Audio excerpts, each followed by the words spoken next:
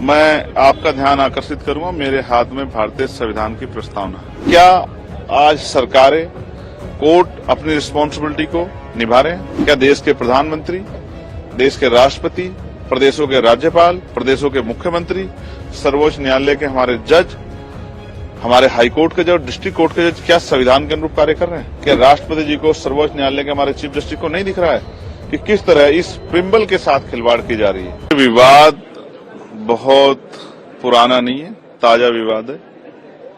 मैं आपका ध्यान आकर्षित करूंगा मेरे हाथ में भारतीय संविधान की प्रस्तावना है। ये हिंदी में है और ये अंग्रेजी में है।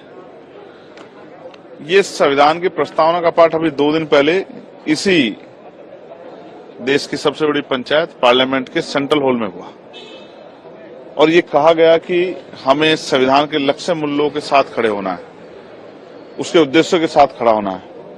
लेकिन क्या आज सरकारें, कोर्ट अपनी रिस्पॉन्सिबिलिटी को निभा रहे हैं? क्या देश के प्रधानमंत्री, देश के राष्ट्रपति, प्रदेशों के राज्यपाल, प्रदेशों के मुख्यमंत्री, सर्वोच्च न्यायालय के हमारे जज, हमारे हाई कोर्ट के जज, डिस्ट्रिक्ट कोर्ट के जज क्या संविधान के अनुरूप कार्य कर रहे हैं? मैं आपकी जानकारी में ये प्रिम्बल पढ़ूंगा और इसी प्रिम्बल में सब कुछ छिपा हुआ, जो आपका सवाल है उसका जवाब।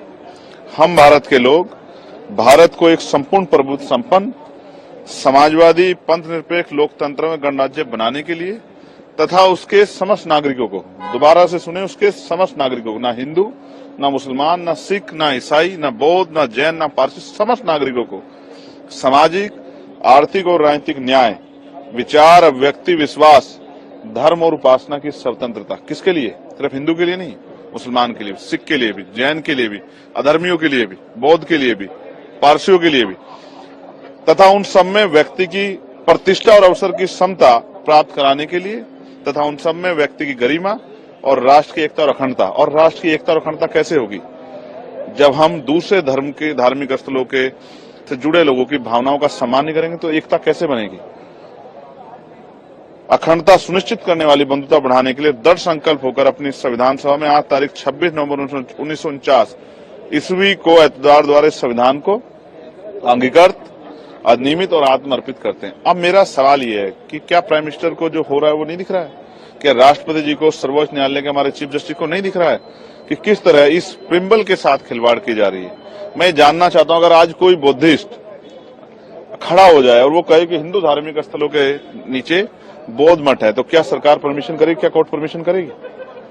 बिना सत्ता की जानकारी के संरक्षण के नहीं हो सकता है। और ये इसलिए हो रहा है, तमाशा इसलिए किया जा रहा है, कभी संबल, कभी ज्ञानव्यापी, कभी अजमेर, कि जिससे बुनियादी मुद्दे रोटी, कपड़ा, मकान, रोजगार, महंगाई, बेरोजगारी, एजुकेशन, हेल्थ, किसान, महिलाएं, सुरक्षा, इन सब से लोगों का ध्यान हटे। और जब इन पे ध्यान लोगों का हट जाएगा तो फिर सत्ता में बैठे लोग आराम से सत्ता चला पाएंगे, जब सवाल नहीं बचेगा।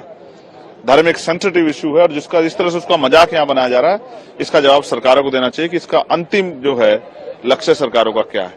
मैं ऐसे समय में ये संविधान के प्रिम्बल सभी को याद दिलाना चाहता हूं जो सर्वोच्च पद पर बैठे हैं, कि वो याद रखें देश सबका है और देश में इस तरह का माहौल बनाने के बाद जो अस्थिरता होगी उसका नुकसान देश को उठाना पड़ेगा, ना कि सरकारों को।